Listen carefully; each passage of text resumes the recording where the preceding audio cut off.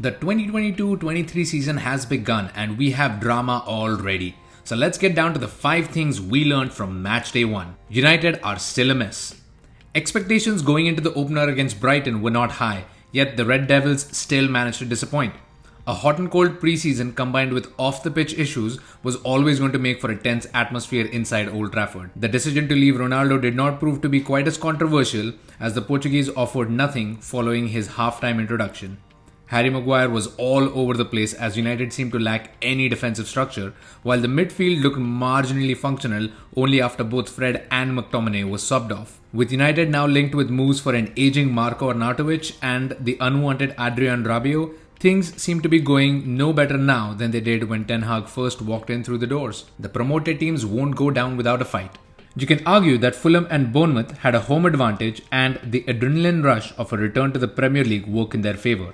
But both teams managed impressive results nonetheless. Aston Villa and Steven Gerrard may have themselves to blame for not having taken any points away from the Vitality Stadium, but Scott Parker's team earned their 3 points, going toe-to-toe with their opponents on every front. He will be glad to get the first win under his belt and out of the way. On the other hand, Fulham were well worth their point in their draw against Liverpool. Having only scored 3 times during his last stint in the competition, Mitrovic has already netted 2 well-earned goals as him and the rest of his team looked right at home against the elite talents of Liverpool. Both teams might just hold on to their place in the league next season. And before we move on to the last 3 points, I would like to remind you guys to please like, share and subscribe to the channel. Really appreciate it. Tottenham will be a force to be reckoned with. Spurs ended the match day with the most dominant display of any team in the league. While playing at home to a new and inexperienced Southampton was likely going to end in a win, it was the nature of the victory that was really impressive. Despite going down to an early goal, Conte's men mustered on and practically took full control of proceedings almost immediately.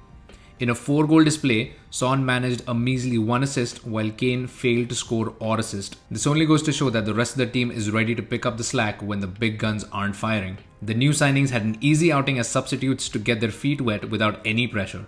If the tactical prowess and confidence are anything to go by, Tottenham will find themselves ending pretty close to where they currently sit. Chelsea need a striker. Having ramped up their transfer business over the last couple of weeks, Chelsea fans will be hoping for more before the window closes.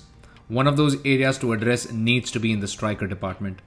While Sterling is definitely an upgrade on Tuchel's attacking options, the departure of Werner and Lukaku does leave a hole in that attack. The lack of options to aim at was painfully obvious as they struggled to create many meaningful chances against a poor Everton team. They managed a 1.16 non-penalty XG against Lampard's defense, which also saw Ben Godfrey subbed off early due to an injury.